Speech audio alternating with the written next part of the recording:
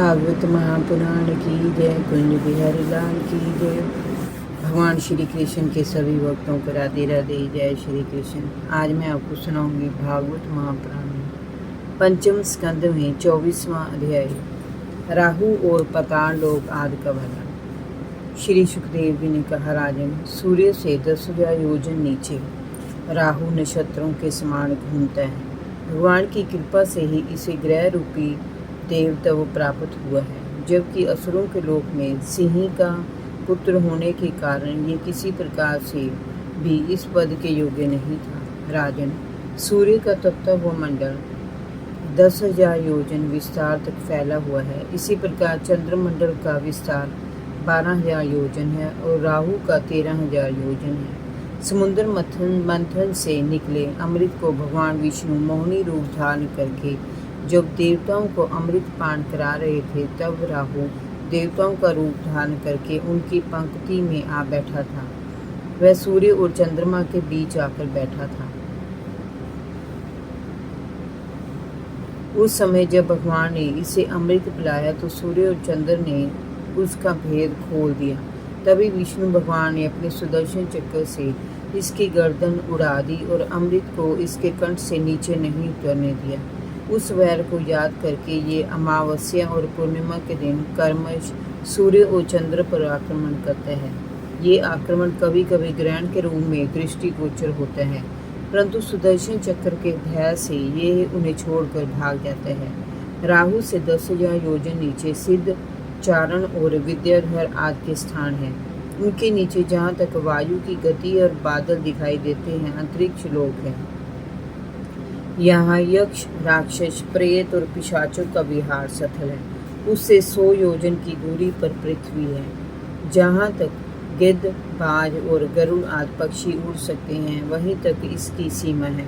इसके भी नीचे अतल, वितल, सुतल, तलातल, महातल, रसातल और पाताल नाम के 7 लोक हैं। ये सभी क्रमश 10,000 योजन की दूरी पर स्थित हैं और इनमें से प्रत्येक की लंबाई चौड़ाई 10,000 योजन है। इन लोकों में भी स्वर्ग से अधिक ऐश्वर्य, आनंद, संतान, सुख और धन संपत्ति है। यहाँ के दैत्य दानव अनेक प्रकार के मायावी क्रीड़ाएं करते हुए निवास करते हैं। ये सभी गृहस्थ हैं। सभी पारिवारिक जन परस्पर बड़े प्रेम से रहते हैं। यहाँ मय दानव ने अनेकों भव्य और सुंदर भवन निर्मित किए हैं। तरह तरह के पक्षी, पशु और प्रकृति के सुंदर स्थान यहाँ की शोभा बढ़ाने वाले हैं। निर्मल जल से भरे यहाँ अनेकों सरोवर हैं, जिनमें रंग बिरंगी मछलियाँ किललोल करती रहती हैं। सरोवर में तरह तरह के कमल खिले रहते हैं। पक्षियों की मधुर बोलियाँ और भोरों की मधुर गुंजा यहाँ गूंजती रहती है। यहाँ सूर्य का प्रकाश नहीं जाता, इसीलिए दिन रात का काल विभाजन यहाँ नहीं है। यहाँ के अंधकार को बड़े बड़े नागों की बड़ी बड़ी मणियाँ दूर करती हैं। यहाँ जिन प्राकृतिक औषधियों और रसों का सेवन यहाँ के लोग करते हैं, उससे यहाँ किसी प्रकार के शारीरिक और मानसिक रोग नहीं होते। वृद्धावस्था, थकान, कमजोरी और शारीरिक विकार यहाँ नहीं होते। ये सदैव युवा और स्वस्थ बने रहते हैं। सुदर्शन चक्र के अतिरिक्त किसी अन्य साधन से उनकी मृत्यु नहीं हो सकती, इसलिए सुदर्शन चक्र का भय यहाँ सदैव बना रहते हैं। राजन, अतलोक में मय दानव का पुत्र असुरबल रहता है। वह अत्यंत मायावी है। उसके एक बार जम्भाई लेने से स्वैरिणी, केवल अपने वन के पुरुषों से स्मरण करने वाली, कामणी, अन्य पुरुषों से भी समागम करने वाली, और पुंशचली, अत्यंत चंचल स्वभाव वाली 3 प्रकार की स्त्रियां उत्पन्न हुई, जो सभी प्रकार की काम कला में निपुण थी। जिस हाट में ये स्त्रियां रहती हैं, वहाँ का रस पीकर दैत्यों में 10,000 हाथियों का बल आ जाता है और वे अहंकारी होकर अपने आप को ही ईश्वर समझने लगती हैं। इस लोक के नीचे वितर लोक में भगवान हाट के ईश्वर नामक महादेव जी अपने पार्षदों और भूतगणों सहित रहती हैं। वे अपनी प्रजा की श्री वृद्धि के लिए भवानी के साथ विहार करती हैं। वितल के नीचे सुतर लोक है। यहाँ पर विरोचन के पुत्र राजा बलि रहते हैं। भगवान ने वामन रूप धारण करके राजा बलि से 3 पगों में तीनों लोक छीन लिए थे। भगवान की कृपा से ही ये लोक उन्हें गया था। यहाँ की अंकुत संपत्ति की तुलना में इंद्र की संपत्ति की कोई महत्वता नहीं है।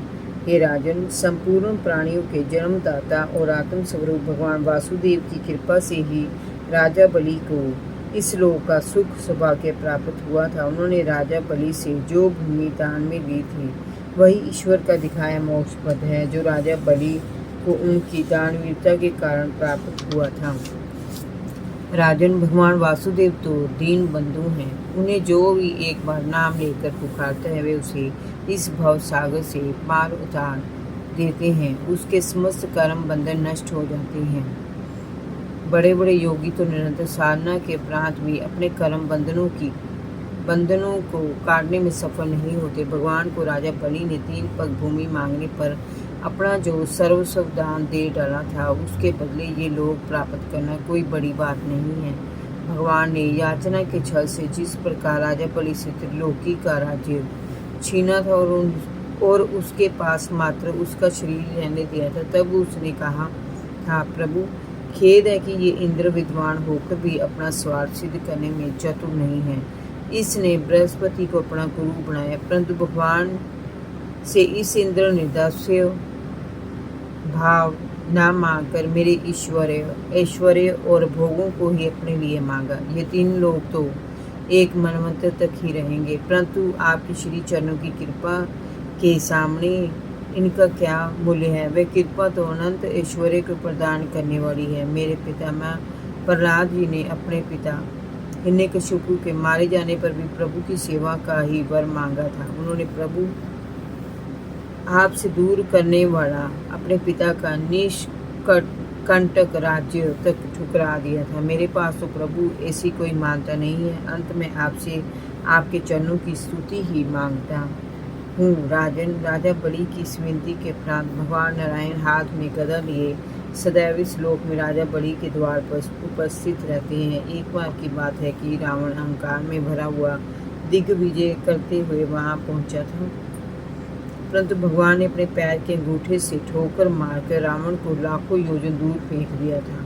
सूतलोक से नीचे तलातल है, वहां पर त्रिपुर का अधिपति दानवराज मय रहता है। पहले 3 लोगों को शांति प्रदान करने के लिए भगवान शंकर ने उसके 3 पूर्व भस्म कर दिए थे। उनकी कृपा से मय दानव को ये लोक मिला था। श्री महादेव से सुरक्षित यह मय दानव समस्त मायावियों का गुरु है। सुदर्शन चक्र का इससे कोई भय नहीं है, क्योंकि वहाँ के निवासी उसका बड़ा आदर करते हैं। उस लोक के नीचे महातल है। इस लोक में कर्दू से उत्पन्न अनेक सिरों वाले सर्पों का समुदाय रहते हैं। इनमें कुहक, दशक, कालिये और सुषेण आदि नाग प्रधान है। वे भगवान विष्णु के वाहन गरुड़ जी से भी भयभीत रहती हैं। उसके नीचे का लोक रसातल कहलाता है। यहाँ पर पनी नाम के दैत्य और दानव रहते हैं। ये सदैव देवताओं के विरोधी रहे हैं। ये जन्म से अत्यंत शक्तिशाली और दुस्साहसी होते हैं। ये इंद्र और पक्षीराज गरुड़ से डरते रहते हैं। रसातल के नीचे पाताल लोक है। यहाँ पर बड़े बड़े फन वाले भयानक नाग रहते हैं। ये बड़े क्रोधी होते हैं। इनका प्रधान नाग वासुकी है। इनमें भी 5 से लेकर 1000 सिर वाले नाग पाए जाते हैं। इनके फनों पर दमकती मणियों से पाताल लोक का अंधकार समाप्त हो जाता है। जय जय श्री राधे। भागवत महापुराण की जय। भगवान श्री कृष्ण के सभी भक्तों को राधे राधे। जय श्री कृष्ण।